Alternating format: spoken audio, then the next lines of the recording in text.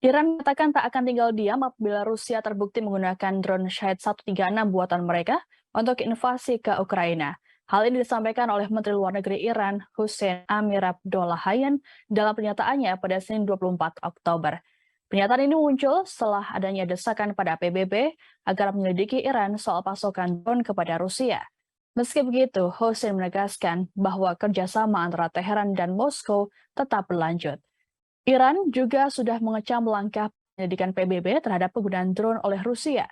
Mereka membantah secara khusus memasok drone ke Moskow dalam perang Ukraina. Sebelumnya, 3 negara Eropa yakni Inggris, Prancis, dan Jerman menyerukan penyelidikan oleh PBB atas tudingan Rusia yang menggunakan drone Iran. Disebutkan tindakan tersebut melanggar resolusi Dewan Keamanan PBB. Informasi penggunaan drone buatan Iran oleh Rusia ini diungkapkan oleh pejabat di Kiev. Sementara itu, Wakil Ketua Dewan Keamanan Rusia Dmitry Medvedev menyatakan bahwa Rusia sedang meningkatkan produksi semua jenis senjatanya, mulai dari tank, meriam, hingga rudal, serta drone presisi tinggi. Hal ini sekaligus pernyataan pada lawan-lawan Rusia yang kerap menyebut negara itu kehabisan persenjataan.